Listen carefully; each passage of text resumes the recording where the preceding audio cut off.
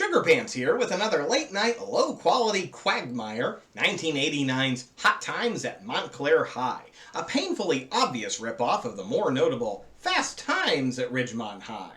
Less budget, less story, less star power. This is another great example of why, if you're gonna rip off another movie, you never remind us of the far superior source material. The plot is practically non-existent, which makes it even easier to point out all the tired teen cliches crammed into this. But when something does actually happen, it's covered in so much cheese it feels more like a bad after-school special. Or a porn movie with all the porn removed than a feature-length film.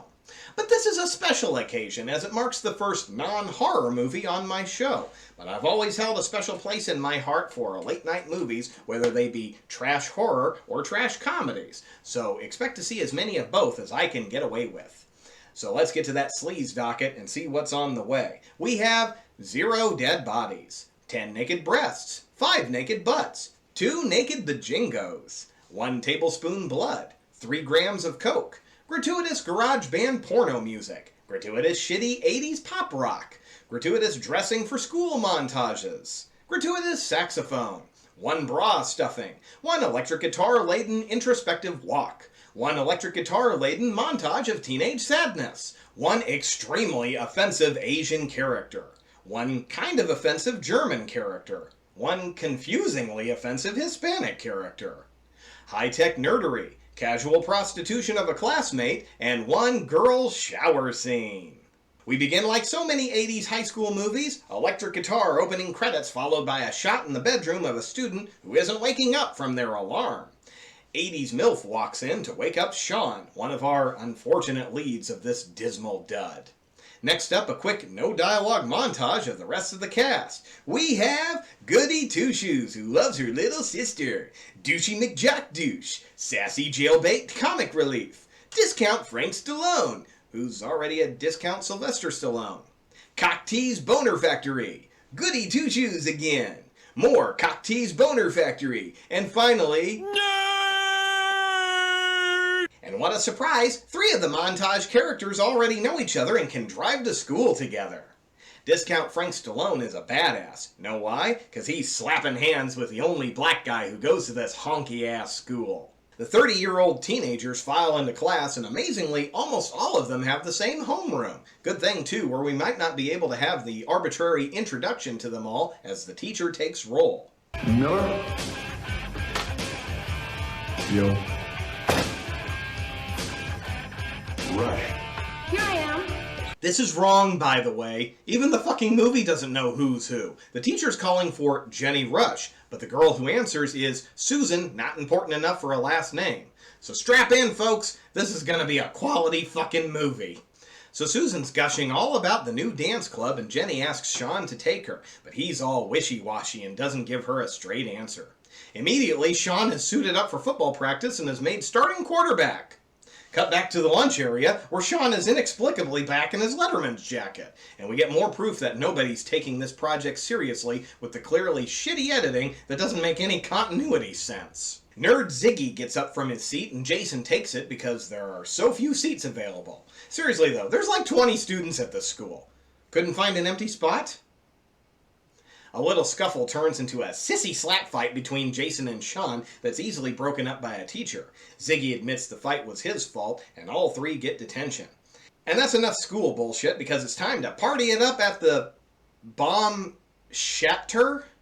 I think the prop department spent 20 minutes on this font. Jenny, Sean, and Susan are totally amazed by the fog machines and the shitty mullets performing on the stage. Some would call this a performance. I call it padding the runtime. 2 minutes and 14 seconds we have to listen to Knock Off Rick Springfield, and all the clapping in the world can't convince me it wasn't garbage. Thankfully, we only have to sit through 1 song. For now. We jump to after the show, where Susan is all in love with Dirk Allen, who couldn't be a bigger dick until Jenny shows up. Dirk gives the girls his card and invites them to a private party. Jenny and Sean are discussing their future. Sean's all excited at his chance at a scholarship to Florida, but Jenny's all sad that they'll be apart. Apparently, that's all the green light Sean needs as he decides they got a bone right there in the park. We agreed to wait. Oh, fine. You know, you get me all worked up, and then you just want to turn me off just like that. Remember guys, this is a dick move. Don't do this. Jason's working on his car, because of course he is. His dad comes to ask about the fight he was in earlier and points out he got his ass kicked. I guess shoving and rolling around on the floor for 6 seconds leaves a lot of bruises. Dad calls his son a sissy, and then a Fruit Loop, and then another homophobic slur that starts with F, and then delivers a swift backhand followed by a half-hearted apology. So Jason grabs his jacket and goes for an electric guitar-filled walk around the block.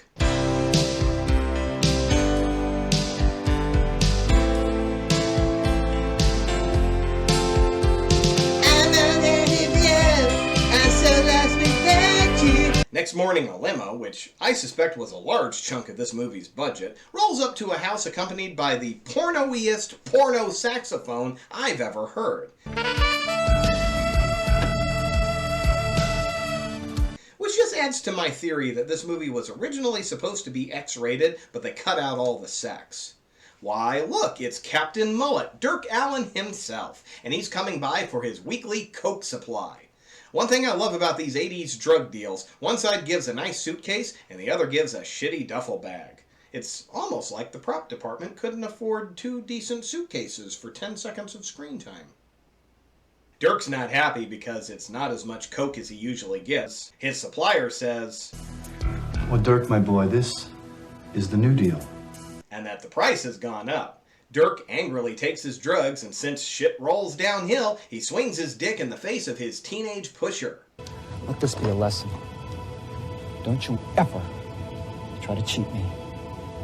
It'll be bad for your health. Sean's waking up the next morning, and because I'm still convinced this was going to be a porn flick, I half expected to see his mom either seduce her son, or the mailman, or at least have a delivery of back massagers show up. But nope, we're back to school.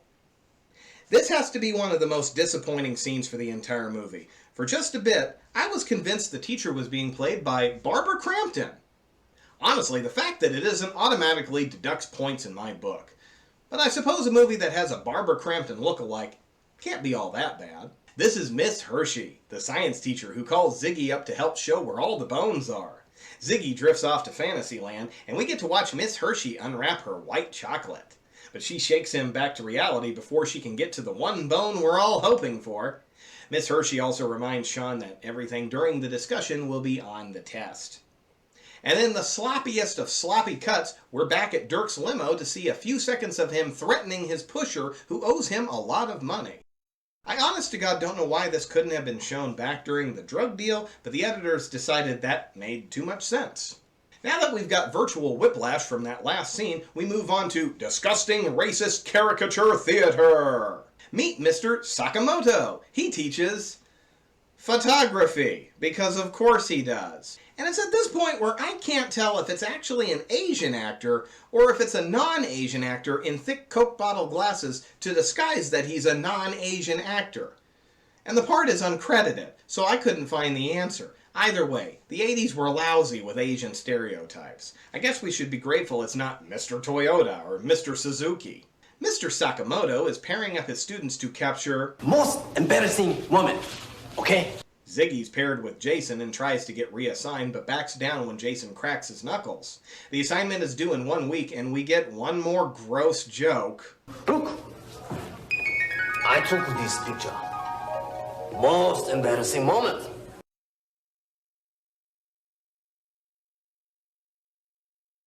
And it's time for a bathroom scene. The drug pusher is shaking down other students for money when Sean, the principal, and a boom mic interrupt. The baggie of drugs is dropped on the floor and the principal finds it.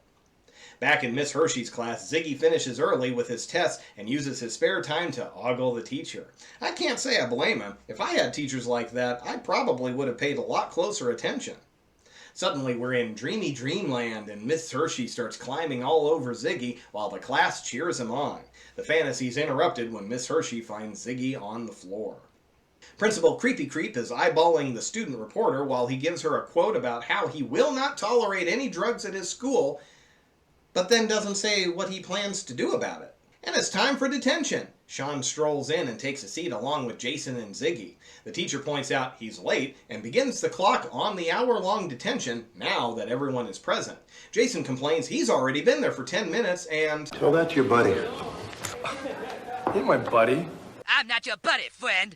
He's not your friend, guy. I'm not your guy, buddy. The teacher leaves him alone, smart, and after a little more douche flexing, Jason and Ziggy start discussing their photography project. A little more headbutting, and the teacher comes back to give them all 2 more detentions. Jenny's waiting outside for Sean to get done with detention so she can get a ride home. Jason starts up his car and offers Ziggy a ride. Aww, they're starting to become friends. Been too long since we've had any titillation, so it's time for the obligatory girls' aerobics class. And if you weren't sure if Ziggy was a total nerd or not, here's his locker to remove any doubt. His fellow nerdling is asking him when he's going to do it. But before Ziggy can answer, he runs into the drug dealer. He's looking for Sean because he thinks that's who squealed on him. Unfortunately, we don't get to see Sean have his teeth knocked out because it's time for the girls' locker room! Jenny and Susan joke about Bridget's body. Meanwhile, Jason and Ziggy are up in the rafters to get their Most embarrassing moment. And it's here we get the bulk of the movie's TNA. After about 90 seconds of soapy celluloid, the two are caught by the coach, who causes the ceiling to collapse right into the shower room. The principal has another "I will not tolerate" speech, but decides not to expel the two and gives them 3 more weeks detention. After the boys leave, the principal lets the coach keep the photos. Another one of those 80s jokes that didn't age well. Back in Miss Hershey's class, she keeps Sean after and tells him he's not doing very well and that failing the recent test will drop his grade to a D. Sean complains that will take him off the football team and ruin his shot at a scholarship. Out in the halls, Jenny and Susan are debating going to Dirk's party. Susan says that Sean wouldn't pass up the opportunity to party with Madonna, but the flaw in that logic is Madonna in 1989 didn't need to scrounge around shitty nightclubs for high school douchebags. She was married to Hollywood douchebag Sean Penn. Ultimately, the girls decide to have some fun and go to Dirk's boat party. But before the girls show up, we gotta get more evidence suggesting this project was supposed to be a porn flick. This unnamed mullet is taking a soak when a redhead joins him. A little bump and grind in the bubbles, and it's time to partay. And what a party it is! Scuzzy hot tub water teeming with HIV and all the white powder you can snort! It's the 80s, do a lot of coke and vote for Ronald Reagan. Jenny ignores Nancy Reagan's advice to just say no. After nightfall, Dirk assaults Jenny, and she and the boom mic tell Susan that it's time to leave. Next day, Sean gets a letter from Florida State that makes him super happy, even though he's not supposed to be playing football thanks to his lousy grades. Ziggy does his best Eddie Deason impression, and we all get a reminder that, yes, there is one black student in this white-ass school. Miss Hershey notices something strange about one of the football players, namely, Sean has drawn on a mustache for some weird fucking reason, and that's never really explained. Sean throws the game-winning touchdown, but is busted after leaving the locker room. The principal again threatens suspension, but instead does absolutely nothing. And we get this great line flub. Thank you, Mr. Nichols, thank you. You want to do another take on that? No? Okay, moving on. Sneaking into detention, Sean asks Ziggy to tutor him. Ziggy agrees, but only if Sean gets him a date with a girl who will definitely put out. Jason suggests peanut butter. And Sean knows he means Bridget. Ziggy seems excited by this, but wants to know, why do you guys call her peanut butter? Because she spreads so easy. Bridget's washing her van while Sean tries to convince her to go out with Ziggy. She says she'll do it, but only if he throws in $100. But he haggles her down to 50. Man, I wish I was a high schooler in the 80s. The sex economy in the 90s wasn't anywhere near this affordable. Bridget works fast and doesn't seem to be all that interested in keeping this going any longer than is necessary, so she starts by making Ziggy a little more palatable. She gets rid of his glasses and tie and undoes a few buttons, and I guess that's enough for now. She reaches for her condom dispenser, which is conveniently sorted by size. Ziggy's not small or medium, so she grabs a large. But Ziggy takes an extra large from his pocket and the van starts a-rockin'. Next day, Bridget gives Sean his money back. He says she can't back out of the deal, but she's so in love with Ziggy's giant hog, she can't take any money for the deed. Ziggy asks if he can walk her to the next class, and we've reached the she's all that transformation scene of the movie. Kiss me out on the broken treehouse, swing, swing, bring your father's hat, there's the trail on the father's map, oh, kiss me. Sean's being a pissy little bitch at Jenny because while she was out with Susan, he didn't go anywhere Saturday night. Apparently, he doesn't know she was being raped by a D-level musician and isn't interested in letting her explain. Out in the lunch area, he walks right past her like the little bitch he is, and Susan sits down with a raging lady boner for Ziggy. I gotta say, Jenny's circle of friends are pretty shitty. Clearly there's something wrong, but nobody can get outside of their own dipshittery to ask her to talk about it. Fortunately, she's got a sister who isn't a complete piece of shit. After a guitar-blasting montage of emo teens to pad the runtime yet again, Jenny hits up the drug dealer for all the coke she can afford right before the dealer gets called into the principal's office to be expelled. The girls are drooling all over the new guy and can't believe it's Ziggy. Remember, kids, if people don't like you for who you are, change everything about yourself until you're what they want you to be. A wonderful life lesson that has truly stood the test of time. Sean tells Ziggy he got a B on his test and whines that he can't fix his relationship with Jenny. Probably because he's being a selfish, whiny bitch about it, but I doubt that's the lesson he learns. Ziggy says to tell her how he feels. We then cut to Jenny in some recording booth just before she recreates her favorite scene from Scarface. Coked out of her head, she puts on Dirk's music and passes out, which is kind of the reaction I had to it too. Jason finds her and brings her to the hospital where she and Sean make up. See, kids, there's no problem on Earth that can't be solved by cocaine, which is why the 80s was such an awesome decade with no problems whatsoever. Sean and Jason track down the drug dealer and give him the epic beatdown that he's had coming. Or rather, as close to an epic beatdown as we're going to get in this movie. After a speech on par with the president from Independence Day about how much he cares for everyone at the crowd gathered of 15 or 16 students, they vow that Dirk Allen will never hurt another person again. And that means we gotta have another shitty performance by Drugs McAllister to add an additional 2 minutes to the runtime. After the show, Dirk retreats to his drug boat where Sean, Jason, and Ziggy climb aboard to do something. I don't know, there's been no spoken plan. Ziggy immediately stomps on his glasses and has to stay back. Even though we've seen him without glasses at school, suddenly he's blind without them.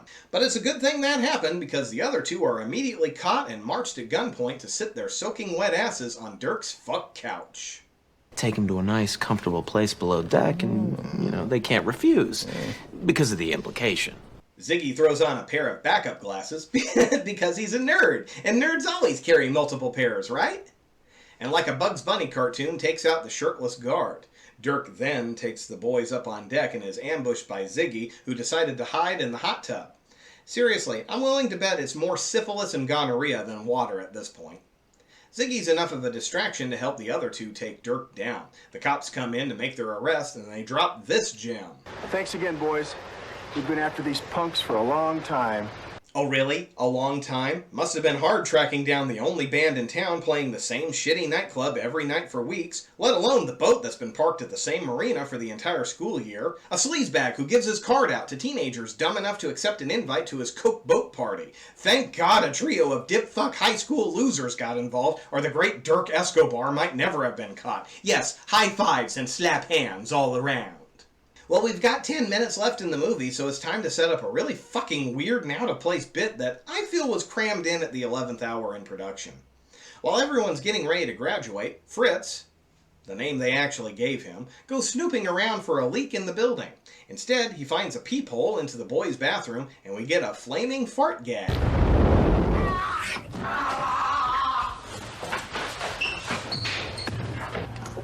He farted in my face! At graduation, everyone's stories get nicely wrapped up and solved at the exact same time. And that's when we get this bombshell.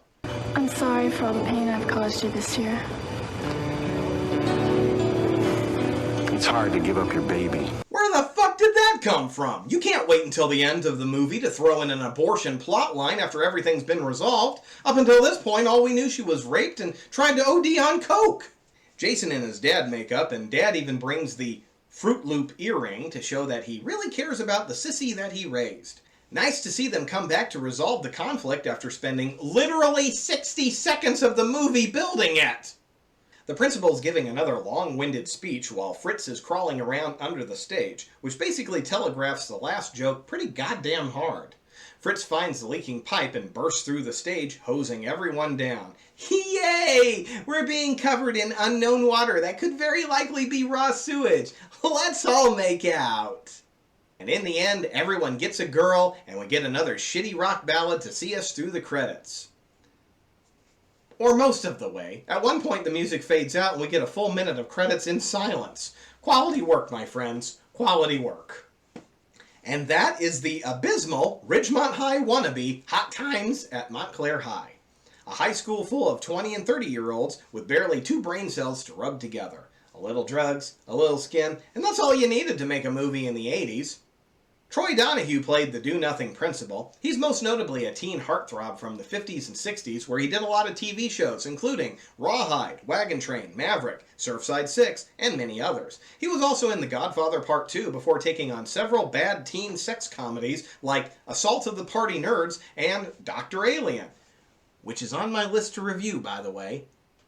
Other than that, there's really not a whole lot of major success from the main cast.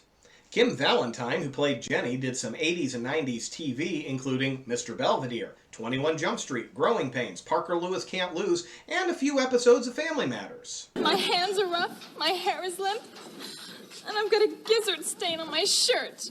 Jonathan Gorman, a.k.a. Ziggy, got his quote-unquote big break with Hot Times being his first acting role, but he has worked fairly steady since then. Nothing too major, but as of this recording, he has a few projects in the works on his list of credits. Brent Jasmer played leather jacket-wearing Jason, but possibly his biggest role was Staff Sergeant Brooks Malloy in Leprechaun 4, In Space. I was hoping to have a video of him dying a goofy death, but he survived that movie. Oh yeah, spoiler alert. Funny enough, the only cast member who had any real work after this movie was the uncredited bathroom bully who had his fart lit on fire. Possibly most famous as Ox on Saved by the Bell, Troy Froman has been in Return of the Living Dead 2, Phantasm 2, Darkman, Perfect Strangers, Life Goes On, Class of Nukem High Part 2, The Wonder Years, Who's the Boss, Class of Nukem High Part 3, Married with Children, Grey's Anatomy, the new Saved by the Bell, and several upcoming projects as of this recording. So with that, kiddies, I've got a hankering to relive my own glory years, so I'm going to thumb through a few of my old yearbooks and remember the good old days. So until I greet you again, this is your old pal Sugar Pants. See you in your dreams. Oh, she's dead. He's dead. He's a vegetable. I think she's serving drinks out of a truck stop.